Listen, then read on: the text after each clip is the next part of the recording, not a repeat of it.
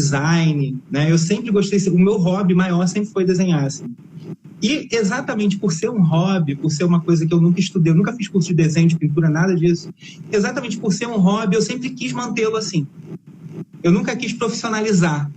Assim, eu nunca quis mostrar para ninguém. Eu desenho há muitos anos, eu tenho um arquivo de desenhos imenso aqui em casa que ninguém quase nunca viu, só os meus amigos próximos, né? Esses últimos desenhos, eu comecei a publicar os meus desenhos, parece que tem muito tempo, mas não tem. Tem um ano e meio no máximo. Eu comecei a publicar os meus desenhos porque as pessoas, os meus amigos, começaram a botar muita pilha mesmo. Falar, cara, é um absurdo você não mostrar isso para ninguém. Você desenha, porque para mim é uma terapia. E eu nunca quis profissionalizar, eu sempre tive um cuidado muito grande de separar trabalho do que eu gosto, sabe? Eu prefiro trabalhar com uma coisa que eu não gosto e ter tempo de me dedicar ao que eu gosto sem ter compromisso de ganhar dinheiro, fazer dinheiro com aquilo, sabe? Então, para mim, a coisa dos desenhos sempre foi muito por aí. Assim, eu nunca quis divulgar porque eu sempre quis manter aquilo como um hobby. Eu nunca quis que aquilo se profissionalizasse de alguma maneira. Foi por pilha dos amigos que eu comecei a publicar. Eu comecei a ter muita resposta, as pessoas começaram a elogiar e perguntar e querer saber de onde vinham as referências e tal. Aquilo deu uma inflada no meu ego, eu falei, poxa, legal, vou começar a mostrar os outros desenhos também. E aí, como diz um amigo meu, eu entrei nessa fase exibida, né? Que agora eu estou mostrando os meus desenhos que antes eu escondia. As referências dos meus desenhos, cara, enfim, eu gosto muito de arte surrealista.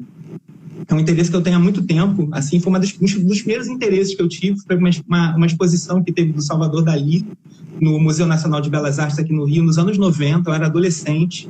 E aí eu fui com a minha avó, com meu tio na época. E foi uma coisa muito marcante para mim, assim, muito mais. Eu não conhecia nada, imagina, nunca tinha ido ao museu, assim. E eu fiquei muito impressionado com as obras do Dalí, né, e tal. Então, essa coisa do surrealismo, né, de fazer as figuras fantásticas, híbridas, né, misturando animais com pessoas e tal, isso é uma coisa que já sempre me interessava na arte mesmo surrealista.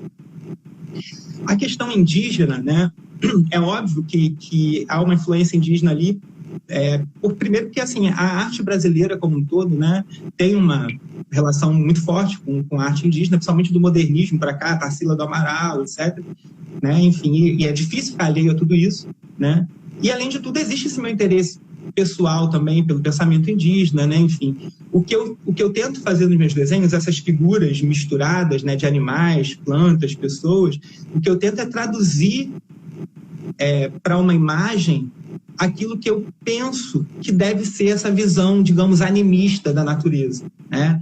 De você olhar para, né, que é como o Viveiro de Castro fala, né, que o pensamento indígena, né, dos indígenas aqui das Américas, ele é baseado numa visão de mundo diferente da nossa, né? A visão de mundo deles ali é uma visão em que a natureza, todos os seres que existem na natureza, inclusive seres que para a gente são inanimados, como rios, montanhas, etc., eles são pessoas, né? Então, assim, você se relaciona com uma árvore, com uma gramínea, com um animal, com um vento, de uma maneira como se você se relaciona com uma outra pessoa, né?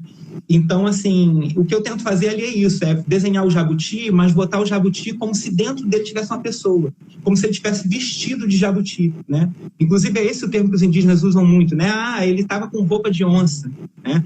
A gente vê uma onça e fala assim, é uma pessoa com roupa de onça. É uma questão de roupa, né? Na verdade, somos todas pessoas. Então, o que eu tento fazer nos desenhos é isso, é mostrar essas pessoas escondidas na natureza, né?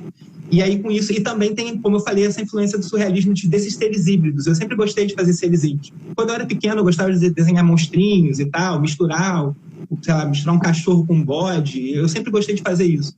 E isso depois, para mim, ganhou um sentido, digamos assim, mais filosófico, né? De querer trazer para a minha visão pessoal, né? Enfim, para os meus desenhos, o que seria essa visão de mundo animista, em que todos os seres são pessoas, todos os seres são iguais a você.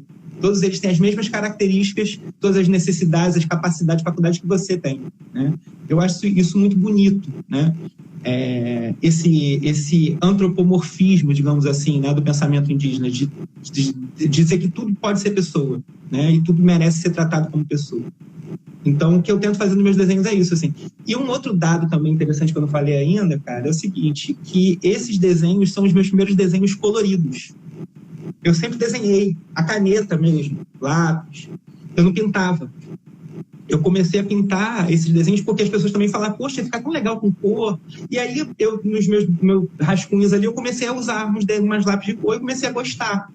E aquilo também estava na época da pandemia, né? Foi uma verdadeira terapia para mim, assim. Ficar ali, porque pintar de lápis de cor é um negócio muito demorado. Você fica um tempão para fazer um pedacinho muito pequeno, né? Fazer todos os sombreados e tal, e todos os degradês ali. Então, assim, é uma coisa de terapia também para mim, assim. Começou muito por... Eu acho que talvez eu não tivesse usado lápis de cor se não tivéssemos na pandemia, assim. Se eu não tivesse preso em casa, assim, sem ter muito o que fazer, assim. Porque é um trabalho, cara. Cada desenho daquele dali demora muito para ficar pronto. Então, como você alinha essa produção de... Você alinha essa produção de arte no mesmo patamar que você olha a sua produção teórica? Você vê como coisa diferente ou a mesma coisa? Eu tento a ver que é a mesma coisa porque a filosofia por trás de tudo é a mesma, né? Assim, é o mesmo Mauro que está escrevendo, é o mesmo Mauro que está desenhando, né? É a mesma visão de mundo, é a mesma ética, é a mesma visão estética, né? Eu não consigo separar tanto assim, mas eu tendo a achar, não sei mesmo, cara, tá aí uma pergunta, eu nunca pensei nisso, assim, mas eu tendo a achar que os meus desenhos, eles atingem mais as pessoas do que os textos. Ler é um negócio mais solitário, né, assim, né, e mais demorado também, né? O desenho é mais claro, né, você mostra, o cara já, né, enfim, dá mais colorido, chama atenção. Os textos, assim, eles requerem mais tempo, né, enfim. Eu digo isso, assim, porque eu tenho muito mais feedback dos meus desenhos do que dos meus textos, muito mais. Não tem nem comparação. Eu sou meio chefe do Humberto Eco, então para mim tudo é texto. Então, seus quadros são um texto, só que a forma de interpretação, os códigos de interpretação dos quadros é diferente para a codificação do texto. Mas vendo, tipo assim, você passando todos os códigos das suas ideias e tudo mais, a gente consegue interpretar melhor o texto dos quadros, assim. Aí, no caso, os quadros são um tipo mais sedutor de texto do que o texto propriamente escrito, mas é uma atividade igualmente solitária, porque a impressão que a gente tem primeiro, a estética, assim, é de olhar, então o impacto é que você tem. A gente pode associar algumas coisas gerais, assim, que as formas que chamaram a atenção, o estranhamento e tudo mais, mas cada um vai primeiro ter uma experiência pessoal da obra e do que geral vai falar em volta, do que o próprio autor vai falar. Eu tinha minhas próprias interpretações sobre os quadros, que eu vi uma coisa muito mágica, era um universo, ainda quando eu olho para ele como um universo. Tem umas plantas que eu sei que são plantas reais, mas me dá uma sensação de reino, de um universo naquele objeto ali, que quando eu costumo olhar as coisas assim, plantas, a gente planta como se fosse uma complexidade ali inatingível para mim.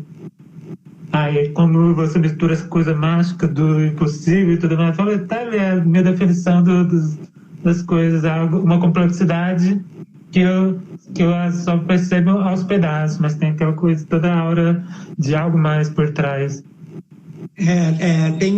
Eu acho que é isso, né? Eu acho que é porque são desenhos que têm uma figuração, você consegue reconhecer os seres que estão ali. Isso é uma árvore, isso é uma anta, isso é um papagaio. Você consegue reconhecer, só que ao mesmo tempo eles estão misturados, né, entre si.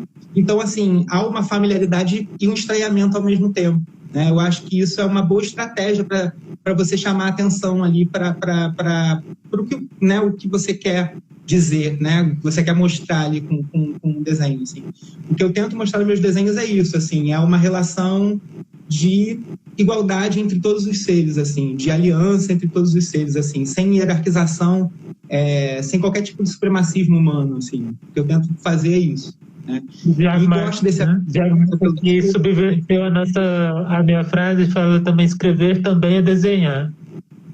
Sim, total. Eu gosto de escrever à mão, tá? Eu gosto muito de escrever à mão, assim. Eu gosto de ficar ali, que é uma coisa mais... né? É pensar que é o poder da metáfora. Então, tudo é metáfora também, né? Toda a linguagem, toda a informação. É o poder da verdade. Cara, enfim, o que eu quero mesmo com esses desenhos, né? Antes de tudo, assim, como eu falei, é um prazer para mim, né? É um hobby, é uma atividade que me distrai, que me acalma. Eu sou muito ansioso e me desligar ali, ficar horas ali pensando em cores ali e tal, acaba sendo um exercício para mim, assim. Mas ao mesmo tempo, assim, eu acho legal, eu gostei de saber que essa possibilidade existia, assim, de envolver as pessoas que veem os desenhos e que esse estranhamento é muito bem-vindo, né, cara? Porque esse estranhamento que a arte causa, que a literatura causa, que a própria filosofia causa, enfim, esse estranhamento é o que faz a gente pensar, né, cara? É o que tira a gente dos nossos caixotinhos diários, né, assim, né? Quando você mostra uma coisa, você vê uma imagem, você imagina uma imagem quando você está lendo um texto, um poema, o que seja, e aquilo de alguma maneira desconstrói alguma coisa dentro da sua expectativa, você já está pensando, né? Automaticamente você já está refletindo sobre aquilo ali, enfim, problematizando alguma coisa, revendo alguma verdade que você pode achar que era verdade demais, verdadeira demais e nem era, enfim. Eu acho que esse é um compromisso que a gente tem que ter na modernidade, né? Assim, os insatisfeitos que busquem os insatisfeitos, né? Assim, que se seduzam, né? Que se conheçam, enfim, porque a gente é o que assim, sozinho ninguém vai mudar nada, né? Então a gente precisa das alianças, a gente precisa se conhecer, né? E eu acho que os desenhos para mim estão sendo muito isso, assim, uma porta de entrada para eu conhecer pessoas, porque a comunicação do desenho é muito direta em relação ao texto, né? Comparado ao texto, o desenho tem uma resposta muito imediata. Não, agora eu vou ver aqui alguns comentários. Belíssimo comentário, Mauro. Ele me dá orgulho. Já um dos comentários que foi. Deve ser. Ele me apareceu. Escrever também é desenhado, Diego Martins. Diego Martins. Um beijo, Diego. Roberto, que é o canal que eu sigo dele também. Ele é um cara, um professor de filosofia. Legal. Também concordou sobre a visão indígena ser perfeita. Eu não tenho opinião formada assim, sobre todas. No caso, que eu só conheço algumas. Então faço um recorte. Exatamente, que tem uma indígena, né? Isso também já é, né? Você já está sendo redutor pra caramba, porque é uma diversidade muito grande de formas de pensar, né? Enfim. Eu estou conhecendo agora o Aymara. Depois de eu falar dessa tribo Aymara,